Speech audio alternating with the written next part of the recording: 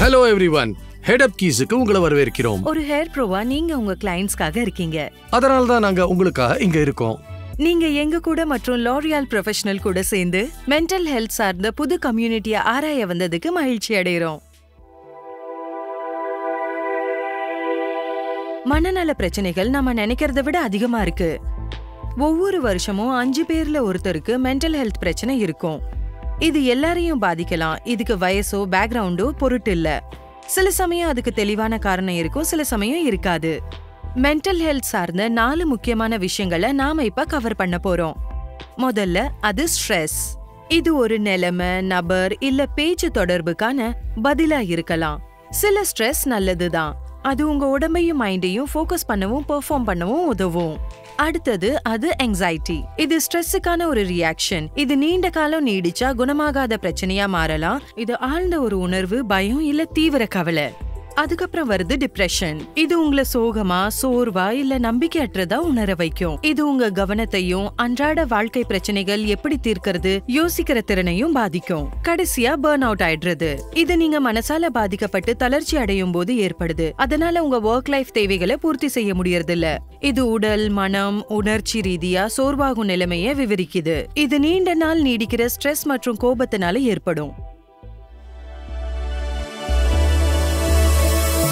Mental health பிரச்சனையோட அறிகுறிகளை தெரிஞ்சுக்கிறது உங்களோட நலனுக்காக நீங்க நடவடிக்கை எடுக்கிற முதல் படி. டேனியல், உங்க அனுபவத்துல நீங்க எப்படி ஆங்ஸைட்டியை எதிர்கொண்டீங்கன்னு சொல்ல முடியுமா? என்ன பொறுத்தவரை ஆங்ஸைட்டிங்கிறது காலப்போக்கில் உருவாகிற ஒரு விஷயம். ஒவ்வொரு சூழ்நிலைக்கும் மாறுபடும். சில சமயம் எனக்கு ஆங்ஸைட்டி குறைவா இருக்கும், சில சமயம் ரொம்ப அதிகமா இருக்கும். எனக்கு மூச்சு விட கொஞ்சம் சிரமமா, நெஞ்சில இறுக்கமா இருக்கிற மாதிரி இருக்கும். அதாவது ஆங்ஸைட்டி கொஞ்சம் தீவிரமா மாறிச்சுனா என் கால்கள் அப்படியே மரத்து போகும். அந்த நிலையில நான் பிரீதிங் எக்ஸசைஸ் செஞ்சே ஆகணும். அதை செய்யறதுனால எனக்கு கொஞ்சம் ரிலீஃப் கிடைக்கும்.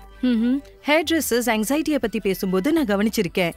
எல்லாரும் ஒரே விஷயங்களை தான் பேசுவாங்க.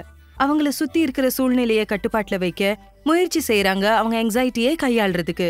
இது ரொம்ப சோர்வடைய வைக்குது. இது இன்னும் பதட்டத்தை உருவாக்கும், இன்னும் ஸ்ட்ரெஸ். உங்கள மாதிரி எக்ஸ்பர்ட்ஸ்கள் கிட்ட இருந்து தெரிஞ்சுப்போம்.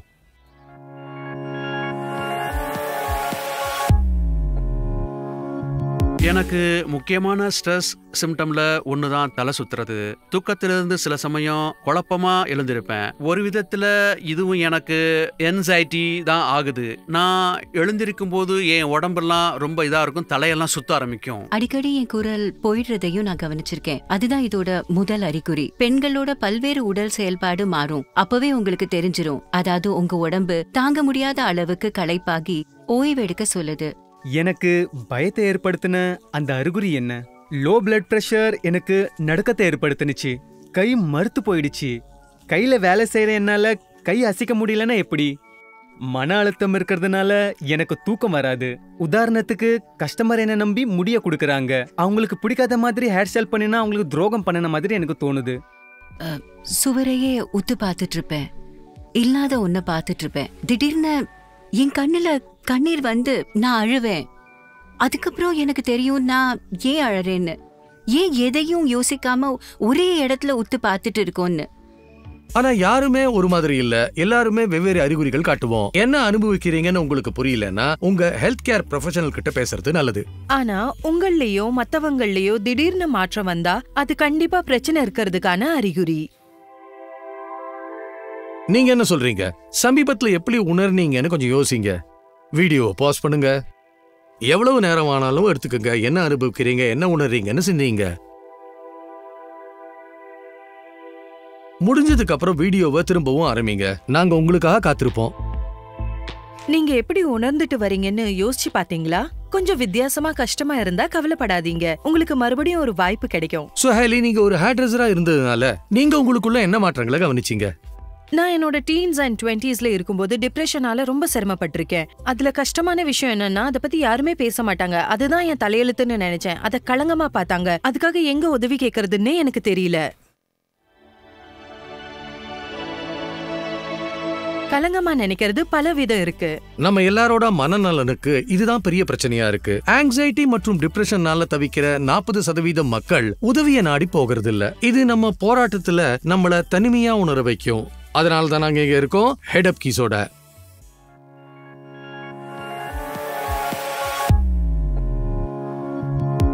எல்லாருக்கும் பிரச்சனை இருக்குன்னு நாங்க ஒத்துக்க மாட்டோம். அந்த கால விஷயங்கள், வாழ்க்கையில நடந்த கஷ்டங்கள் நம்ம ஆழ மனசுல இருக்கும். அது எல்லாத்தையும் நம்ம மறக்கணும். யூனோ, எல்லாரும் இத கடந்து போவோம். சில சமயம் அத பத்தி பேச வேணான்னு உங்களுக்கு தோணும். உங்களுக்கு அந்த ஸ்டிக்மா இருக்கும். நோ, இட்ஸ் ஓகே, நான் நல்லா தான் இருக்கேன், அதை யோசிக்கணும்னு அவசியம் இல்ல. சில கலாச்சாரம் உங்களுக்கு கத்து கொடுக்கும். நானும் கத்துக்கிட்டேன். உங்க பிரச்சனைய பத்தி நீங்க பேசினா நீங்க வீக். ஏன்னா உங்களுக்கு உதவி தேவைன்னு புரிஞ்சுக்கிட்டீங்கன்னா நீங்க உதவி பண்ணிக்கவும் கவனிச்சிக்கவும் முடியும். அதே மாதிரி பிரச்சனை இருக்கிறவங்களுக்கு உங்களால இப்ப உதவி செய்ய முடியும். உதவி தேவைப்படும் போது வெளிப்படையா கேட்கறது ரொம்ப முக்கியம். அப்படிதான் நாம இப்பெல்லாம் திணற ஆரம்பிக்கிறோம். மனசு சரியில்லைன்னா இருக்கட்டும், ஆனா அத மறைச்சு வைக்காதீங்க. எல்லாரும் விஷயங்களை சமாளிக்கிறது அவங்க திறமைய பொறுத்திருக்கு. உங்களுக்குள்ள இருக்கிறத சொல்லுங்க, அதுதான் சரி. அதுதான் விஷயமே. நாங்க உங்களுக்கு தெரிவிக்க விரும்புறது, நீங்க எப்படி உணர்ந்தாலும் அது சரிதான். அத அப்படியே ஏத்துக்குங்க. அதுதான் உங்க பயணத்தோட முக்கியமான முதல் படி. உங்களுக்கு பிரச்சனை இல்லைன்னா நல்ல விஷயம்தான். நீங்க அப்படியே இருக்கணும்னு நாங்க விரும்புவோம். அதனால ஹெட் அப் கீஸ் உங்களுக்காகவும் தான். உங்க மென்டல் ஹெல்த் வெல்பீங்க நல்லா பாதுகாக்க டெக்னிக்ஸ கத்து கொடுப்போம். இது ஹெட் அப் நேரம். ஹெட் அப் புக்ஸ வெளியேடுங்க. நம்மளோட முதல் பயிற்சி தன்னை ஆராயறத பத்தி. கொஞ்ச நேரத்துக்கு முன்ன நீங்க எப்படி உணர்றீங்கன்னு உங்ககிட்ட நாங்க கேட்டோம். அந்த சிந்தனைகளை பேப்பர்ல எழுதலாம். எழுதுறது எனக்கு ஒரு சேஃப் பிளேஸ் மாதிரி. நான் என்ன எழுதுவேன்னா, நன்றி கடன் படுற எல்லா விஷயத்தையும் அண்ட் எதெல்லாம் நான் விட நினைக்கிறேனோ.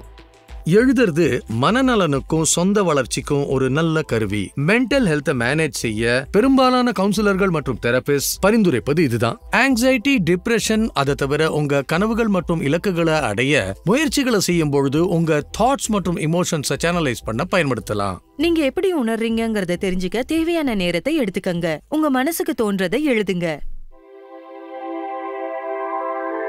இப்ப நீங்க பலவித மென்டல் ஹெல்த் இஷ்யூஸ் மற்றும் அதை ரெகக்னைஸ் பண்றத பத்தியும் தெரிஞ்சுக்கிட்டீங்க. அடுத்தது உங்களை எப்படி நல்லா பாத்துக்கிறதுன்னு, உங்க ஒர்க் ஸ்ட்ரெஸ்ஸை எப்படி சமாளிக்கிறதுன்னு அடுத்தது கத்துக்க போறோம். ஹெட் அப் கீஸோட அடுத்த எபிசோட்ல பார்க்கலாம். மீண்டும் சந்திப்போம்.